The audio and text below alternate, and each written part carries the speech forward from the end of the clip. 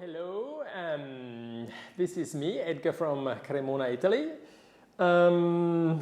Today I wanted to talk about something interesting, and it's about my concept of pricing of my master instruments, and certainly the concept of pricing of my master instruments takes with itself also all the rest of the instruments made in my workshop. So whatever you purchase one day from my workshop or you trade it in and take something different, you will see there is a certain concept behind my way of doing. Okay, now pretty cruel fact is that human being has expiry date. Even me, you wouldn't believe, I look so young. I'm training for my next marathon. But we all become older, and one day I won't be here again anymore, you know. So in order to be to live forever, I just believe in what I'm doing, and I really love to do it. And so since I'm born in 1966, you wouldn't say so. So let's say this is now where I'm born. Okay, this is 1966 here. And let's say here is about 100 years. So this would be now 2066 is here. Okay. With 90 years, with 80 you're still pretty good in pretty great shape. Just think of my parents. I just would say, with 80, you could still bargain with me about the price of a violin, right? With 90 years, if I imagine now from today on in 40 years, 43, no, not 43, actually 37 years. Oh my goodness, time passes. Huh?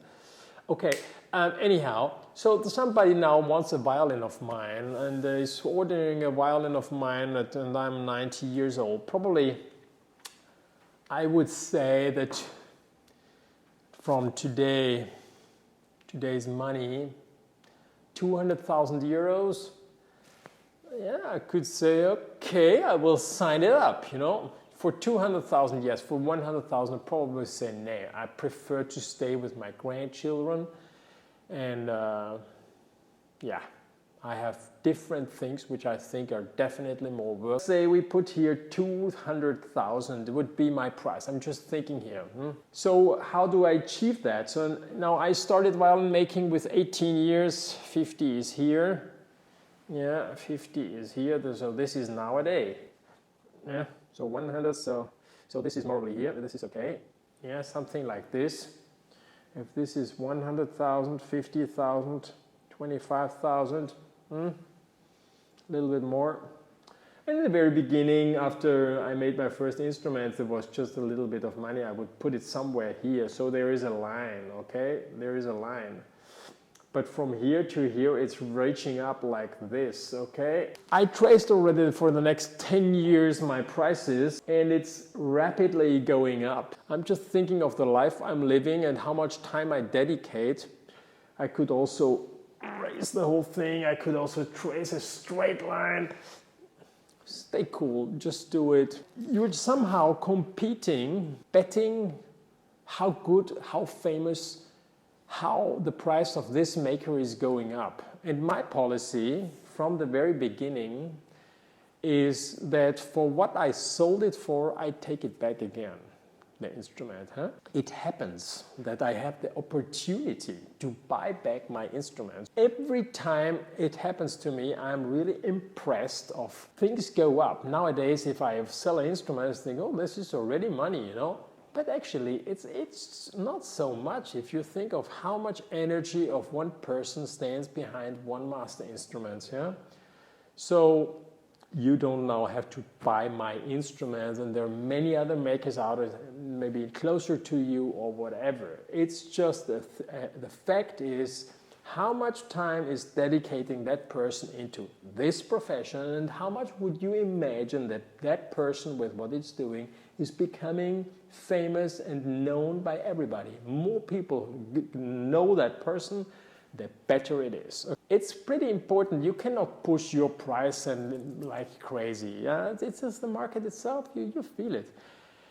But a very interesting thing is, I thought only antique instruments are increasing its value, but actually also my instruments are increasing its value in this same percentage, and it's something between from 6 to even 7%. So this is one thing.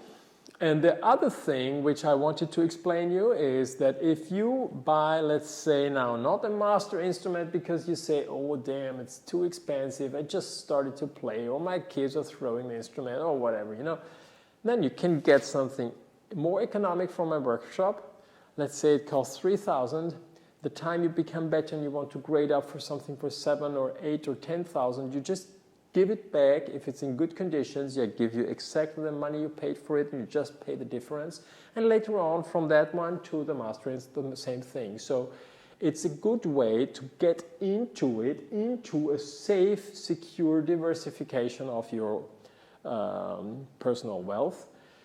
And nowadays, there are a few things where you can spend your money in such a great way. Here we're talking about instruments which go slowly up in value. The only problem in the beginning is, if you are the first one, that there is consumption tax. So when you buy it, you just have to wait a few years before the consumption tax the value is increasing, the consumption tax, which is actually dropping down the value in the very first moment, okay? If you're living in a country where there's no consumption tax, better for you. You're even easier to make profit. And that's why the reason a lot of people in Asia, especially in China, where they don't have such a good retirement system like we have in Europe, are believing in this kind of investments and buy our instruments. They just show up and they want to know what is the best and what is the instrument, the real instrument, which is worth investing. It's a very steady raise of price, yeah? And I think this is worth